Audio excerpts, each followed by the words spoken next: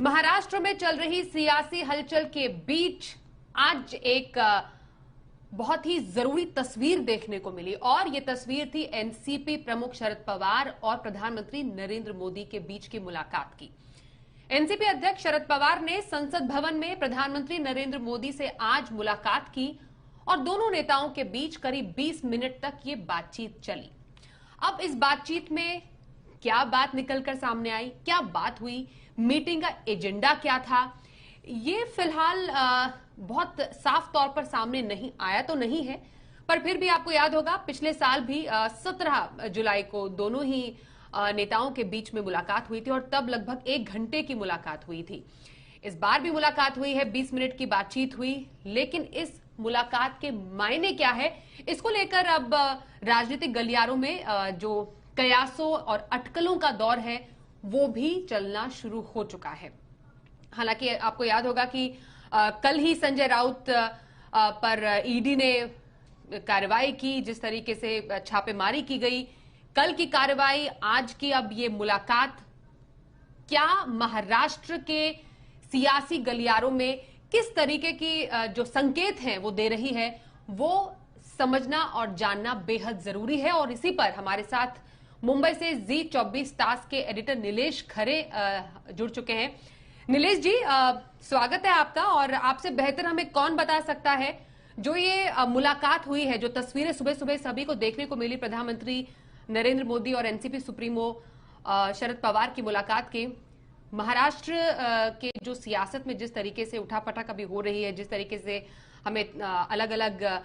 खबरें भी सुनने को मिल रही है, उस बीच इस मुलाकात के मायने कैसे समझे?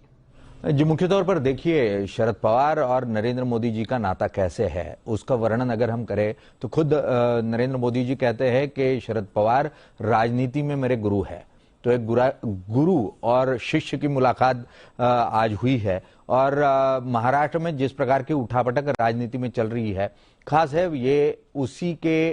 परिप्रेक्ष्य में हुई है, ये तो हम साफ तौर पर कह सकते हैं। महाराष्ट्र के शिवसेना, एनसीपी और कांग्रेस के सभी नेता इन दिनों ईडी के रडार पर है और इतना ही नहीं, महाराष्ट्र के पूर्व गृह मंत्री अनिल देशमुख अब सीबीआई के घेरे में आ गए हैं। उन्हें ईडी की हिरासत से सीबीआई के हिरासत में रवाना कर दिया गया है आज ही सुबह, जो कि एनसीपी के वरिष्ठ नेता रह चुके हैं। तो ऐसे में ये मुलाकात खासी चर्चा का विषय है महाराष्ट्र की राजनीति में। कुछ ही क्षणों में शरद पवार प्रेस कॉन्फ्रेंस भी करने वाले हैं। वो जरूर ये बात कहेंगे कि वो राजनीतिक मुलाकात नहीं थी और महाराष्ट्र के विकास के बात के लिए और कई सारी परियोजनाओं के लिए थी, पर कहने की बात होती है कि परियोजनाओं पर चर्चा थी। पर्दे के पीछे जो चर्चा होती है वो राजनीति की होती है और दो राजनेता जब मिलते हैं तो राजनीति की ही बात करते हैं। तो महाराष्ट्र में मुख्य तौर पर ईडी, सीबीआई द्वारा, एजेंसियों द्वारा राजनेताओं पर जिस प्रकार के शिकंजे कसे जा रहे हैं, उससे नाराज होकर लगता है कि शरद पवार ने यह मुलाकात की है और महाराष्ट्र के बीजेपी के कुछ वरिष्ठ नेताओं को लेकर और केंद्र के कुछ नेताओं को लेकर जरूर यहां पर शिकायत शरद पवार द्वारा नरेंद्र मोदी जी को की गई होगी, यह माना जा रहा है। इसके बारे में अजित पवार को भी पूछा गया, पर उन्होंने कहा कि नहीं, इस बारे में कोई जानकारी नहीं है। कल ही देर शाम को सभी एमएलए के साथ, महाराष्ट्र के जो एनसीपी के एमएलए हैं उनके साथ शरद पवार ने बैठक की थी और आज ये मुलाकात साफ तौर पर साफ संकेत है कि प्रेशर में है शरद पवार भी और एनसीपी भी, और इसीलिए नरेंद्र मोदी जी से शिकायत करने यहां पर ये नेता पहुंचे हैं।